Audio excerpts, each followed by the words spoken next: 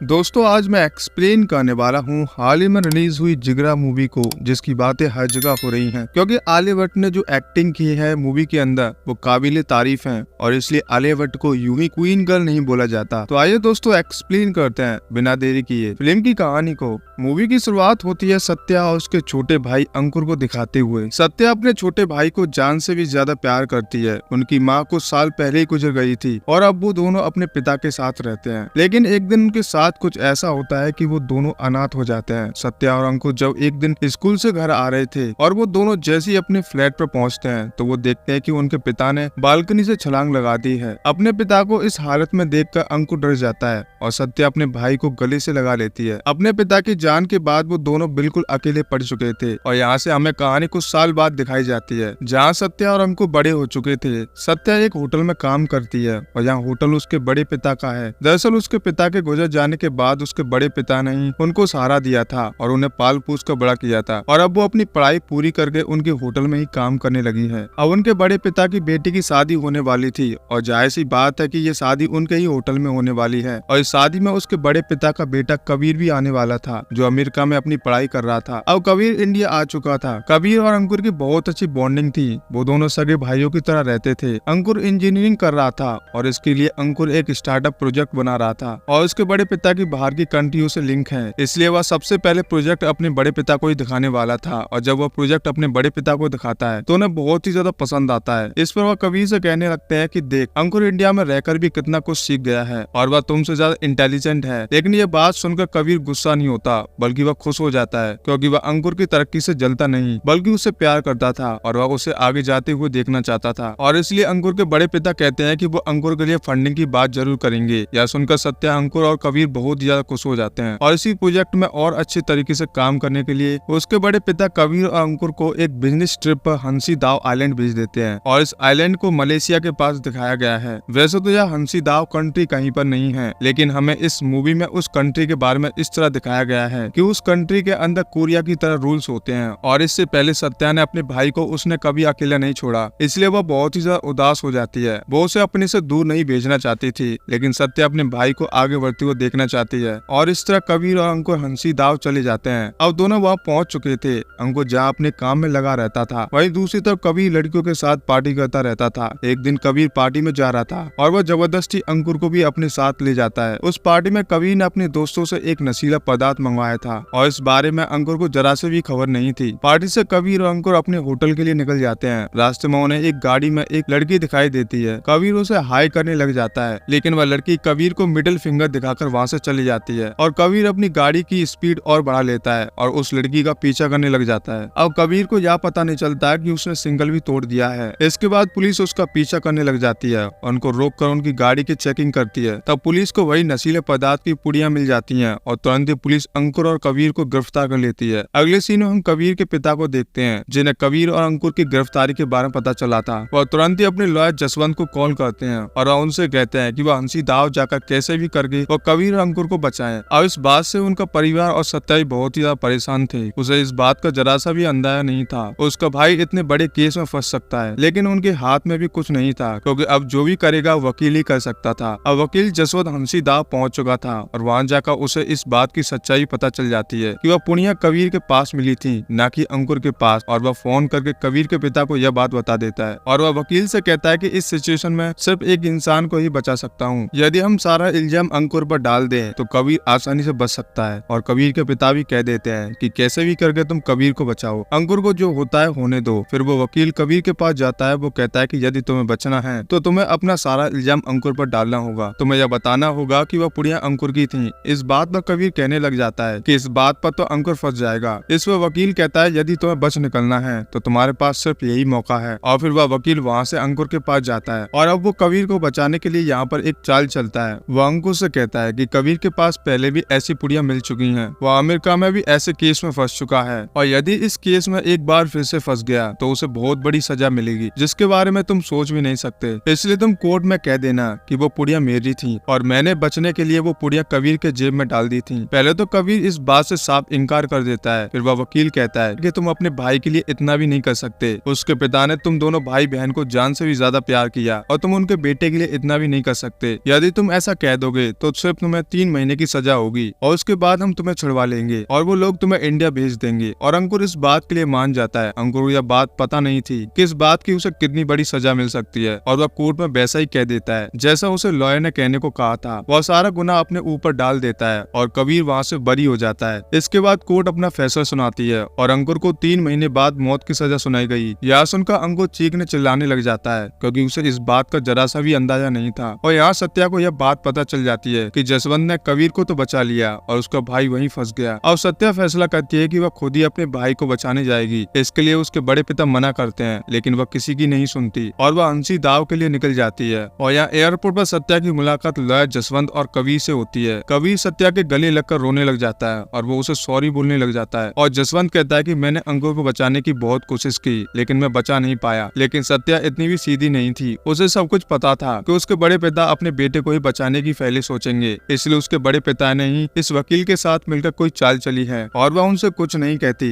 वह चुपचाप अंशी दाव के लिए निकल जाती है। और अगले सीन में हमें दिखाया जाता है कि जिसे भी डेथ पेनल्टी की सजा मिली है उन्हें एक स्पेशल जेल में भेज दिया जाता है जहाँ पर उन्हें बहुत ही ज्यादा टॉर्चर किया जाता है। सत्या अब अंशी दाव पहुंच चुकी थी लेकिन उसे उसके भाई से मिलने नहीं दिया जा रहा था। तभी इसकी मुलाकात उन लोगों से होती है जिनके परिजन उसी जेल में मौजूद हैं और वह इंडिया से बिलोंग करते हैं। अपने परिवार के लिए वो सत्या की तरह यहाँ पर आए हैं और वो वहाँ पर बहुत सारे लॉयर से मिलती है और उन्हीं में से एक लॉयर था जिसका नाम था भाटिया। भाटिया का बेटा भी हंसी दाव जेल में है और वह भी उसे निकलवाना चाहता है। वो उनसे रिक्वेस्ट करती है कि मुझे मेरे भाई से मिलने दिया जाए। इस पर भाटिया कहता है कि इतनी आसानी से वो तुम्हें अंकुर से नहीं मिलने देंगे। फिर सत्या कहती है कि क्या मैं अपनी कलाई काट लूंगी तो मुझे अपने भाई से मिलने दिया जाएगा। लेकिन भाटिया का कहना था कि ऐसा पागलपन मत करो। इसके बाद भाटिया एक लॉयर से उसे मिलवाता है और उसी की हेल्प से सत्या को अपने भाई से अंकुर से मिलने दिया जाता है। जब सत्या अपने भाई से मिलने जाती है तो यह सीन काफी ज्यादा इमोशनल था। वो अपने भाई से पूछने लग जाती है कि तुम्हें किसी ने तकलीफ तो नहीं पहुंचाई। लेकिन अंकुर अपनी तकलीफों को छुपाते हुए अपनी बहन से कहता है कि मेरी दीदी के होते मुझे कुछ नहीं हो सकता। और फिर मिलने का टाइम खत्म हो जाता है। भाटिया सत्या को एक सस्पेंडेड ऑफिसर के पास लेकर जाता है जिसका नाम था मुत्थू।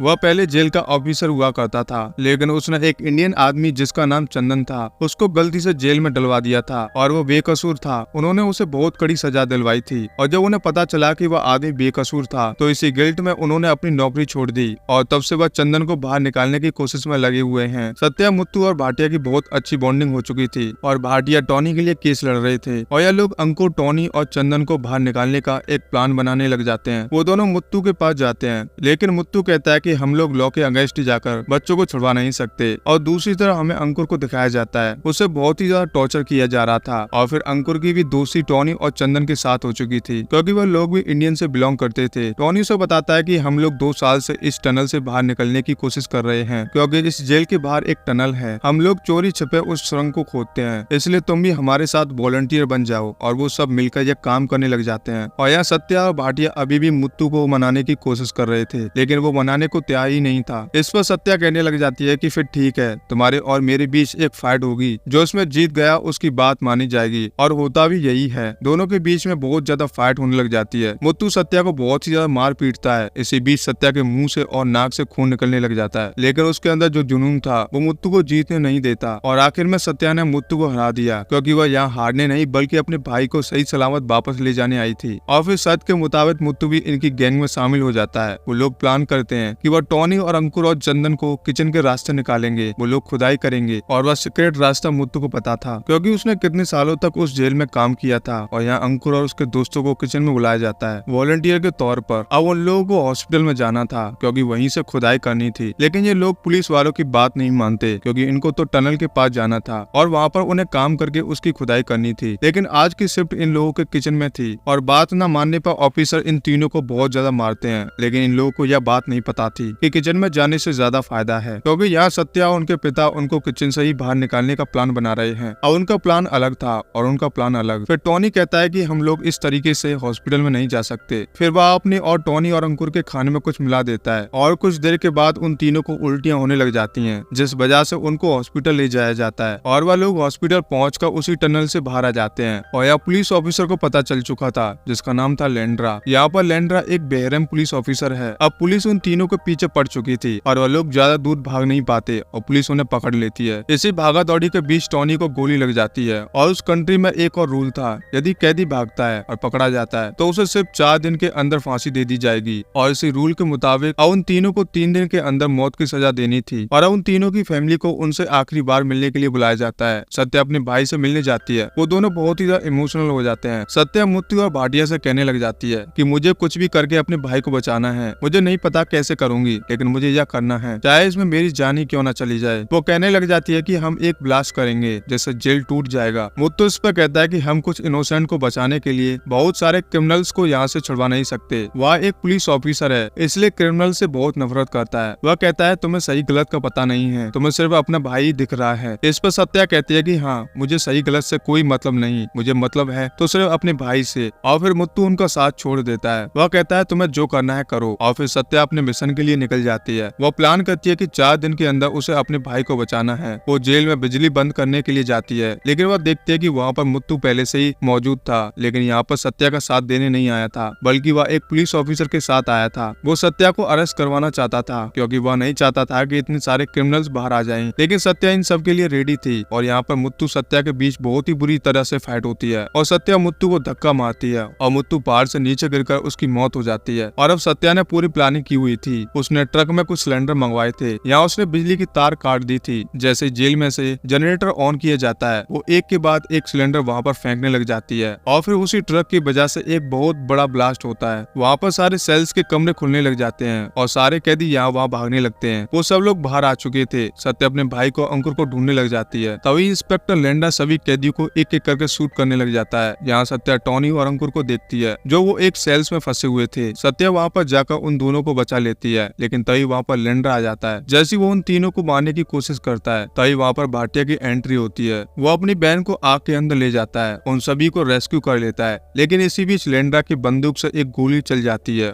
और वो गोली भाटिया को लग जाती है। भाटिया वहीं पर गिर जाता है। वह सत्या से कहता है कि तुम मेरे बच्चे का ध्यान रखना, मैं इन लोगों को देखता हूँ। सत्या अंकुर और टॉनी को लेकर वहाँ से निकलकर समुद्र के रास्ते पहुँच जाती है और वो लोग डिसाइड करते हैं कि बॉर्डर को क्रॉस करके वो मलेशिया चली जाएंगे। लेकिन तभी लेंडा की टीम वहाँ पर पहुँच जाती है। वो लोग मलेशिया की तरफ आगे बढ़ रहे थे और यहाँ से गोलीबारी बहुत ज्यादा हो रही थी। जैसी गोलीबारी मलेशिया की पुलिस को सुनाई देती है, वो लोग तुरंत ही वहाँ पर आ जाते हैं और मलेशिया की तरफ से फायरिंग होना शुरू हो जाती है। मलेशिया की पुलिस लेंडा के आदमियों को मार गिराती है और भाटिया ने सारी प्लानिंग पहले से ही कर दी थी। वह एक क्रिमिनल हुआ करता था, उसकी पहचान बहुत दूर दूर तक थी, इसलिए उसने उनको मलेशिया पहुँचाने का पहले से ही इंतजाम कर दिया था और वह तीनों मलेशिया पहुँच जाते हैं और फिर वहाँ से उन्हें इंडिया भेज दिया जाता है। और दोस्तों, इसी के साथ इस मूवी की कहानी यहीं पर खत्म हो जाती है। तो दोस्तों, उम्मीद करता हूँ आप लोगों को इस मूवी की कहानी काफी पसंद आई होगी। तो इसी बात के लिए आप हमारे चैनल को जरूर सब्सक्राइब कीजिएगा और वीडियो पसंद आए तो प्लीज लाइक भी कीजिएगा।